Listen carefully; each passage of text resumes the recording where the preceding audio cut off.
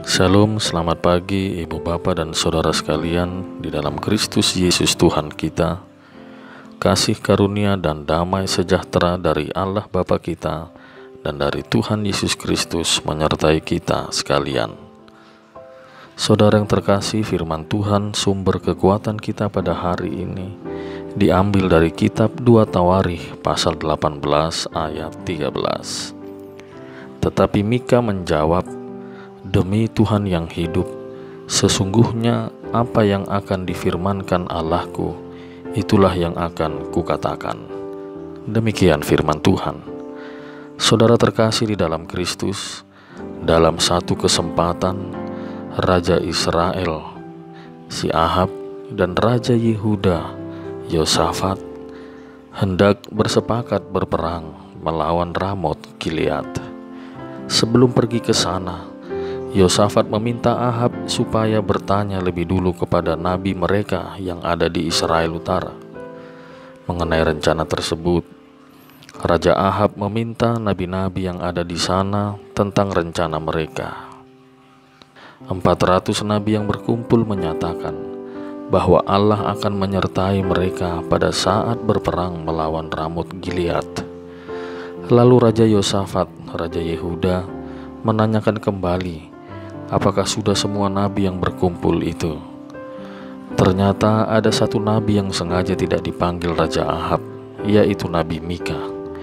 Ia mengatakan kepada Yosafat, kalau Mika tidak pernah mengatakan atau menubuatkan yang baik tentang Ahab.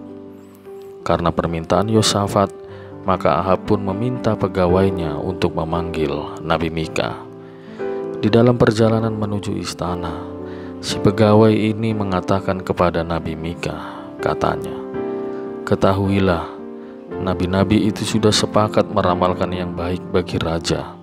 Hendaklah engkau juga berbicara seperti salah seorang daripada mereka dan meramalkan yang baik." Di ayat 12. Tapi Mika justru berkata kepada pegawai itu, "Demikian, demi Tuhan yang hidup, sesungguhnya apa yang akan difirmankan Allahku, itulah yang akan kukatakan." Situasi yang dialami Mika seringkali terjadi kepada para pelayan Tuhan, agar menuruti pesan orang lain untuk menyampaikan perkataan, nubuatan, ataupun pemberitaan firman Tuhan. Mereka tidak mengerti bahwa apa yang disampaikan pelayan Tuhan adalah apa yang difirmankan Tuhan kepada pelayan tersebut untuk dikatakan. Oleh karena itu, para pelayan Tuhan sangat perlu mempersiapkan pemberitaan firman, supaya lebih dulu mendengar suara Tuhan di dalam doanya dan persiapannya untuk apa yang disampaikan. Mengapa demikian? Karena yang hendak disampaikan adalah firman atau perkataan Tuhan, bukan perkataan sendiri. Uniknya lagi, di dalam penyampaian pesan Tuhan, itu memang ada yang mengena dengan diri seseorang, dan tidak semua umat dapat menerima dirinya dikoreksi oleh firman Tuhan. Sama seperti Raja Ahab, ketika mengatakan kepada Raja Yosafat tentang Nabi Mika, yaitu Nabi Mika tidak pernah bernubuat atau mengatakan hal yang baik tentang dirinya. Berarti ada yang perlu diperbaiki dalam diri Ahab, tapi ia tidak berterima, sebab ia memiliki kekuasaan dan uang yang dianggapnya dapat mengatur segalanya. Sehingga Ahab hanya memanggil nabi-nabi yang lain untuk menyenangkan telinganya. Fenomena Raja Ahab pun terjadi di sebagian diri umat yang hanya mau mendengar firman Tuhan yang menyenangkan telinganya dan tidak mau ditegur oleh firman Tuhan. Memang benar, waktulah yang akan menjawab semua itu. Raja Ahab akhirnya pun menolak firman Tuhan yang disampaikan Mika, dan ia tetap pergi berperang. Pada ayat 29-34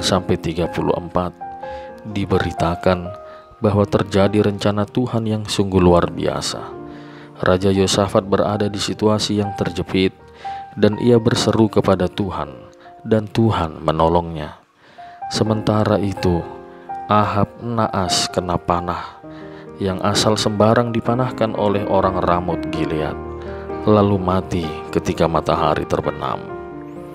Mari kita menjadi pendengar, penerima, dan pelaku firman Tuhan. Firman Tuhan membawa kehidupan bagi kita, bukan hanya secara jasmani, tetapi juga secara rohani. Firman Tuhan sebentar mengoreksi bagi mereka yang menerima firman dan selamanya memberkati. Kiranya firman Tuhan pagi ini semakin menguatkan iman dan visi kita di hari-hari ke depan. Amin. Marilah kita berdoa. Sungguh kami bersyukur Tuhan untuk firman yang kami dengar hari ini. Setidaknya menyegarkan jiwa kami.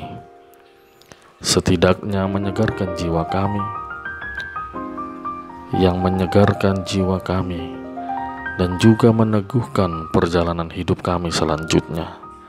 Bersabdalah kepada kami senantiasa, dan kami siap mendengar, menerima, dan melakukannya.